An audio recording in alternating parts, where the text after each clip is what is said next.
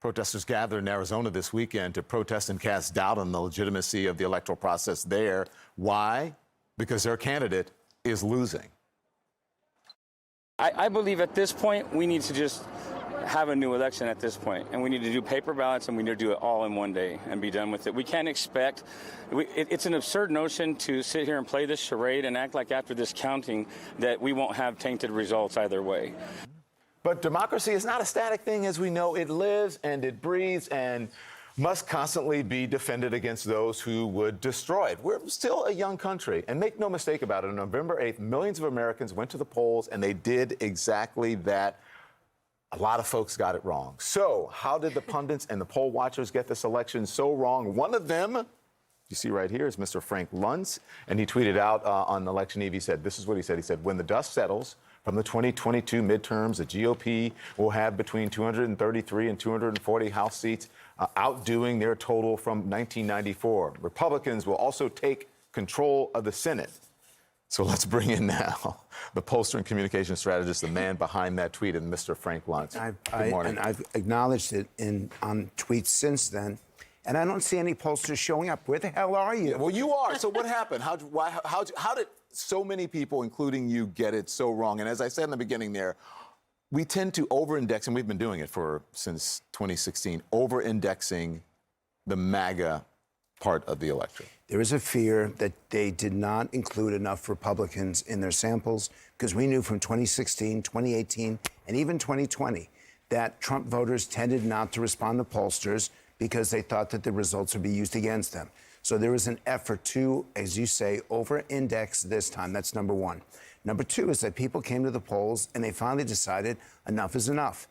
About 8-9% of the public changes, they come in undecided, and they have to decide what they're going to do at that moment. And they come in potentially wanting to vote one way, and they end up voting the other. The thing that the Republicans, what do you mean by that? Where they come in and they think I'm going to vote Republican, and then they go and they have to decide, do they actually pull the ballot, or do they want to make a statement by voting Democrat? 8% of the population comes in, and they may change their minds. And third is that the independents, and this is where the Republicans have to take very close analysis to, the independents usually break 55-45 Republican. If they break 60-40, Republicans win. In this case, they broke 50-50. That's a real problem for the GOP. It's a major drop. And one more. Yeah. Republicans actually got 5 million more votes for the House than the Democrats. 5 million. So why don't the results show themselves in the congressional races? The answer, redistricting. That it had a bigger impact against the GOP than anybody realized, and you could not know this until election day. On a larger scale, what happened here in New York? You brought up independents, right? And one of the splits I saw was 49-47. You said 50-50, but we get the gist. The Wall Street Journal editorial board this morning writes, the message couldn't be clearer. Independent voters in swing states may be unhappy with the direction of the country, but they didn't trust the GOP enough to give them power. They go on to say that party will have to adjust its policy on abortion and its message for 2024. You can never ask people to adjust their policies based on elections. Sometimes principles are more important. And you have to be able to convince the American people that even if they disagree with you on that principle, you are worthy of their support. So I challenge their changing their position. That said, they have to accept that if they're going to be that strict on abortion, they're going to turn off younger voters, which voted overwhelmingly Democrat, and they're going to turn off women, which voted significantly Democratic.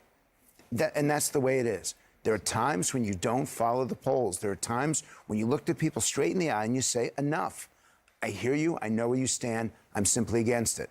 But then accept what happens to you on Election Day. Since you mentioned young voters, Kate, let me make this point, please. Pardon me, just before it, because I don't want it to get past.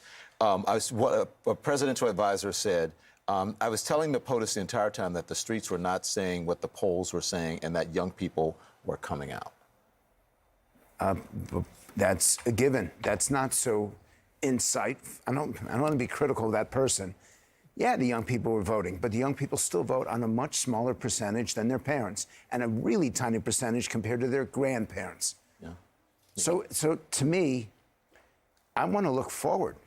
I want to take where we stand right now and focus on what it means over the next few weeks and next few months. Everybody's rehashing the past, and that's why people had enough of Donald Trump. He wasn't rehashing last week. He was rehashing what happened 2 years ago. We need to look forward. That's what the American people are asking of all of us. Okay, it's done. We voted. We have a really, really split government right now. Now let's move forward and see if we can get something done. I want to get to the Trump aspect of this because I know you just did a focus group this weekend with people about who they prefer. But on the polling, I think people do not trust polls right now. They did not trust them after 2016. But how do you fix it? I don't. You don't. So polling is irrelevant. You guys spend way too much time focused on who's going to win and lose and trying to predict that. Isn't that what you Said do? from You're the former no, pollster. I don't do that. I don't do that. I haven't worked in a political campaign in more than a decade. I used the numbers that were given to me by the Democratic Congressional Campaign Committee and the Republican Congressional Campaign Committee. And no matter what they say Frank, now... how can you say that? Your tweet just said before, I predict this person, this group will win. Based on their polling, not my polling. So then here's my question on that, which is, because this is correct. People are saying, well, the media said this, the pundit said this. Democrats also thought they were not going to fare very well on Tuesday night. Now they're obviously happy that they did, but they were bracing for losses. How did their pollsters fix this? Is there any point in polling essentially anymore if you can't get it right? What a great lesson to the media. Very good question. Stop focusing on the who's up and who's down and start trying to understand why. Give us insight. Give us information that we can use. People watch this show because they're more informed by giving you their 10 or 15 or 30 minutes. They watch because they really care about what's going on and they want to stay up to date on all the events that are important. They're not asking you to project the future. They want to fully and completely understand the present. So let's go back to using polling for what it was meant to do. Insight, information, knowledge, and if you're lucky, wisdom. But you got to show that. You got to show that focus group because that's what's really important. We do, because you spoke to these. These are Trump voters. Yes, all of them. And here's what they think about what they want 2024 to look like. To me, he's a much more polished version of Trump. He's willing to kind of fight back and willing to go after it, but he does it in a way where he doesn't degrade or say things that are just off-putting. That's We're talking about DeSantis. Yeah. Yes, and almost every one of them. They all voted for Trump 2 years ago, and almost all of them would vote for DeSantis today. They appreciate what Trump did. They appreciate his agenda, but they don't appreciate him as a person, and they're actually worn out with him as a person. And I believe that if Trump goes ahead and announces tomorrow, he doesn't understand the world that has been created over the last week. And Trump's vicious, brutal attacks, not just of DeSantis, but also of the Glenn Youngkin, the governor of Virginia. The Republicans are beginning to say, okay, enough already. Who he insulted with a racist slur. I appreciate all that you did. I respect what you went through, but go home. What else did you learn? I mean, that's one of the reasons we love having you, is because you'll be so candid about, when I get it wrong, but also because you spend so much of your time speaking with these people. What else did you learn from that focus group that surprised you? We did a study for the American Conservation Coalition about climate. I'll give you an example. The Republicans seem to be hostile to climate legislation.